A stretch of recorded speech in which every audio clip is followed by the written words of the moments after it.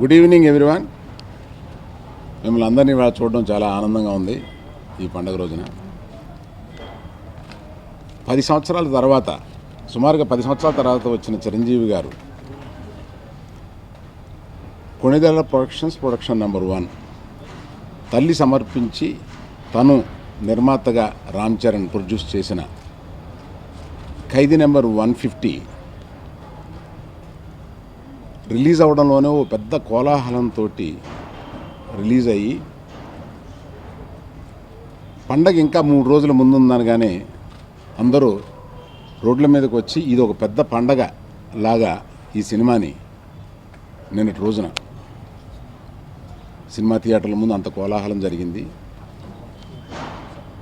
సరే, నిన్న ఎక్కడెక్కడ ఎలా కలెక్ట్ చేసింది ఏమిటి అని అన్ని కలెక్షన్స్ ఇవాళ తీసుకుని వచ్చి పొద్దుట అన్నీ లెక్కలేసి చూసుకుంటే ఒక చాలా గొప్ప సంతోషకరమైన, మా అందరికీ ఆంధ్రప్రదేశ్లో చిరంజీవి గారిని అభిమానించే ఎవరికైనా, ఏ ప్రేక్షకులకైనా, ఇండస్ట్రీలో ఉన్న ఎవరికైనా ఒక ఆనందపడే ఒక విషయం ఏంటంటే, ఇంతవరకు తెలుగు సినిమాలలో highest gross on the first day వసూలు చేసిన చిత్రం ఇదే అవుతుంది. పొద్దున వివరాలు కూడా నేను చెప్తాను, వివరాలతో సహా చెప్తాను. ఇది ఊరికే కొన్ని క్లెయిమ్స్ ఉంటాయి, అలా క్లెయిమ్ చేసే క్లెయిమ్ కాదు. ఇవన్నీ ఈ కలెక్షన్స్ అవన్నీ తీసుకుని వెళ్ళే కలెక్ట్ చేసే బాధ్యత నాది కనుక అది తీసుకుని వెళ్ళి చిరంజీవి గారితోటి, కుటుంబ సభ్యులతోటి ఉదయం ఇది షేర్ చేసుకున్నప్పుడు వారు అనుభవించిన ఆనందాన్ని కానీ, ఆనందాన్ని తిరిగి వారిని అభిమానించే ఎవరికైనా కూడా ఇది పంచడానికి ఎప్పుడు మీరే వారధిగా ఉపయోగపడుతున్నారు కాబట్టి మీ ముందుకు వచ్చి ఇది చెబుదామని అనిపించి ఇప్పుడు వచ్చాను. ఇది ఇంతవరకు టోటల్గా మొదటి రోజున 47,07,00,000 రూపాయలు ఇది వసూలు చేసింది మొదటి రోజు. ఈ తెలుగు రాష్ట్రాలు రెండింటిలోనూ కలిపి 30,45,00,000, సారీ 30,45,000.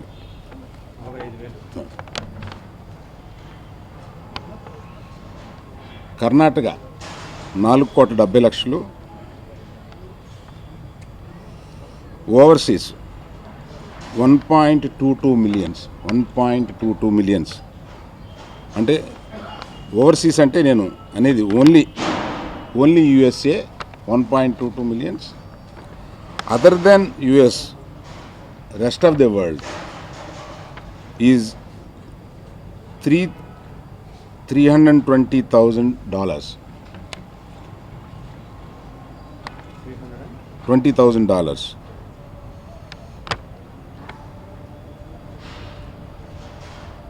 అంటే నార్త్ అమెరికా సుమారుగా 8,90,00,000,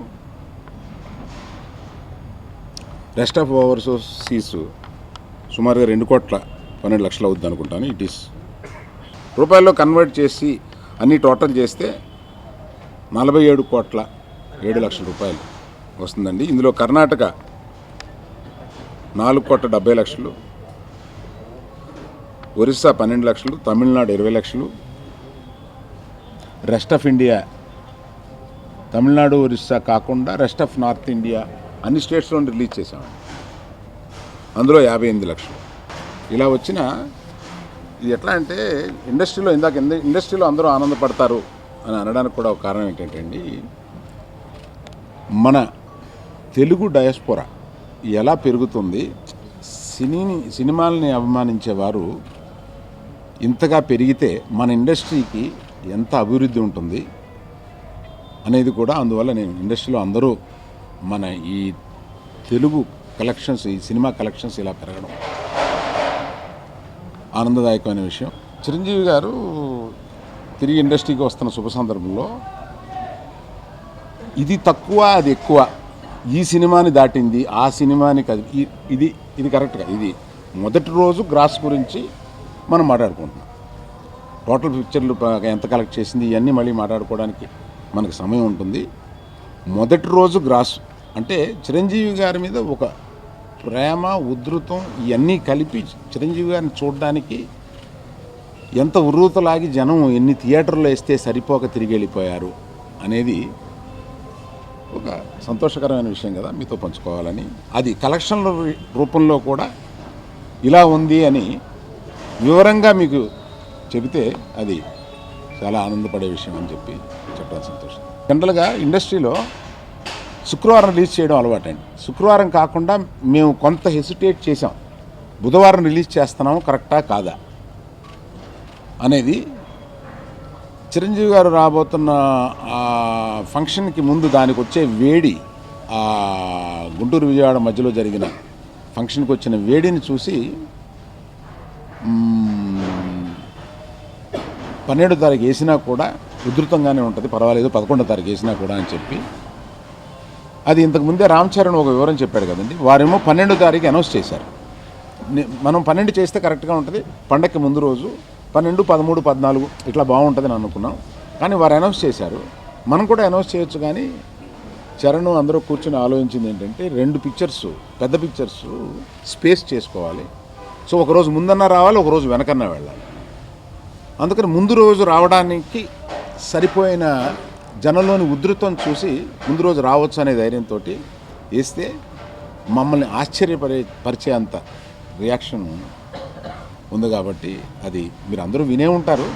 యాక్చువల్గా నేను నంబర్స్ చెప్పుకుంటూ ఇది హయ్యెస్టా కాదా on the first day grosser. First day grosser has become very important ఈ రోజుల్లో.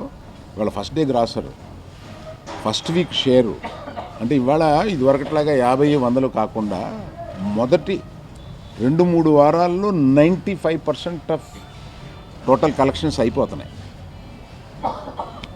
సో అటువంటప్పుడు ఈ first week and first day పర్టికులర్గా దాని ప్రాముఖ్యత అది సంపాదించుకుంది ఈ మధ్యకాలంలో. అందువల్ల ప్రత్యేకంగా వచ్చి మొదటి రోజు గురించి నేను చెబుదామని అనిపించి మీతో పంచుకుంటాను. Thank you. ఇది ప్రవాహం అంటే నిరంతరంగా ఉంటుంది అని చెబితే అదేదో అతిశయోక్తి కింద ఉంటుంది. చిరంజీవి గారి సత్తా మేరకు ఈ ప్రవాహం ఉంటుందని అనుకుంటున్నాను. ఇది నిన్న సాయంత్రం నేను లెక్క 1800 దాటినాయండి నా లెక్కకి. ఇంకా కొన్ని ఏరియాస్లో మిగిలిపోయినాయి.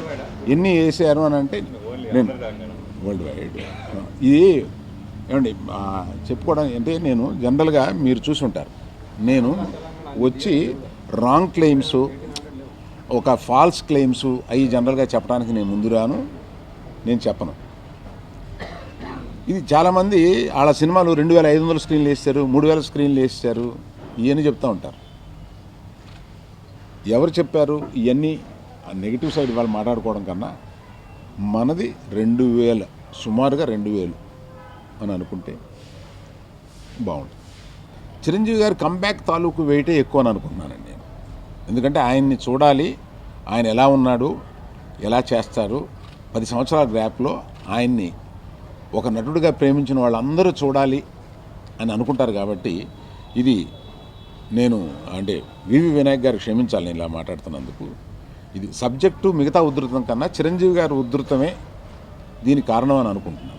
అంటే మన సినిమా ఇక్కడ ప్రారంభమయ్యేటప్పటికే ఓవర్సీస్లో ఎంత బుకింగ్ అయ్యింది ఇవన్నీ తెలుస్తాయి కదండి మనకు జనరల్గా. అది చూసే మాకు ఆశ్చర్యం అయింది, ఏంటి ఓవర్సీస్లో ఎందుకు ఇంత రియాక్షను, మామూలుగా ఎప్పుడు ఉండనంత రియాక్షను, కారు ర్యాలీలు ఇవన్నీ ఇట్లాగా ఏదో పెద్ద పండగ కింద. అది బుధవారం. ఆశ్చర్యకరమైన విషయం ఏంటంటే వీకెండ్, మిగతా అన్ని సినిమాలు వీకెండ్లో రిలీజ్ అయినాయి, ఇది మిడ్ వీక్లో రిలీజ్ అయినా కూడా యూఎస్లో ఇంత ఉధృతంగా కలెక్ట్ చేయడానికి కారణం ఏమవుద్దండి? వాళ్ళు ఇక్కడ ఉండగా చిరంజీవిని చూశారు, చిరంజీవిని ప్రేమించారు, అక్కడికి ఉద్యోగాల కోసం అక్కడికి వెళ్ళారు, అక్కడ సెటిల్ అయ్యారు, చిరంజీవిని చూడాలనే ఆడుతూ ఉంటారు. దానికి ఆ రోజు సెలవులు పెట్టేశారు. మస్కట్లో కొన్ని కంపెనీలు ఆ రోజు సెలవులు ఇచ్చేసింది, తెలుగు వాళ్ళు ఎక్కువ ఉన్న కంపెనీలు సెలవులు ఇచ్చేసింది, కంపెనీ మూసేశారు. అంటే ఆ రోజుకి అందరికీ సెలవు ఇచ్చేశారు. అంటే ఇటువంటివన్నీ జరుగుతూ ఉంటాయండి బయట. ఇవన్నీ ప్రజలందరికీ తెలియాలంటే మీ ద్వారా తెలియాలి కాబట్టి నేను ముందుకు వచ్చాను. ఈయన వివాదం లేని మనిషి అండి,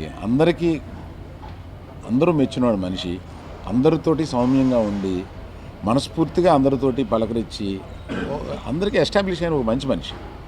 అటువంటి ఆయన ఇలాగా తిరిగి 10 ఏళ్ల తర్వాత మన ఇండస్ట్రీలోకి వస్తున్నాడు అని అంటే ఏ దర్శకుడు, ఏ నిర్మాత, ఏ అదర్ హీరో ఎవరు ఆనందపడరు, అందరూ ఆనందపడతారు.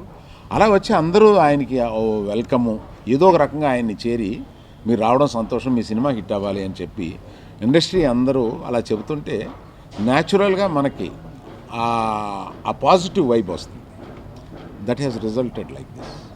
కుటుంబంలో చానాళ్ళ నుంచి చిరంజీవి గారి ఇంట్లో అంటే రామ్ చరణ్ ప్రొడ్యూసర్గా ఒక బ్యానర్ని ఎస్టాబ్లిష్ చేయాలని సుమారుగా 5 సంవత్సరాలుగా అనుకుంటున్నాం.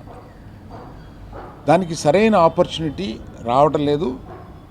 రామ్ చరణే తనే నిర్మాతగా, తనే హీరోగా తీసుకోవడం అనేది అట్లా లేదు, అది అంత ఇదిగా లేదు. సో అది వెయిట్ చేస్తూ ఉన్నాం. సో చిరంజీవి గారు వస్తున్నారు అనేటప్పటికి మొదట్లో నేను చేద్దామని అనుకున్నాను. కానీ రామ్ చరణ్, కొణిదెల ప్రొడక్షన్స్, సురేఖ సమర్పించు ఇవన్నీ కలిపి ఆయన కంబ్యాక్కి ఇది కరెక్ట్ లాంచింగ్ అవుతుంది అని చెప్పి ఇది ఫ్యామిలీలో అందరం కలిసి తీసుకున్న నిర్ణయం. I'm also very much aligned and happy with it. నేను యాక్చువల్గా 151 చాలా దూరం మేము 151 గీతా ఆర్ట్సే అని అనుకున్నారండి.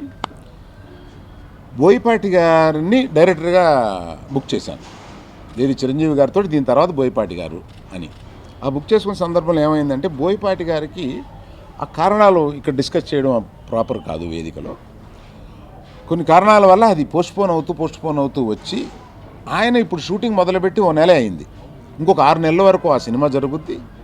ఆ తర్వాత కథ సుమారుగా రెడీ అయింది. కానీ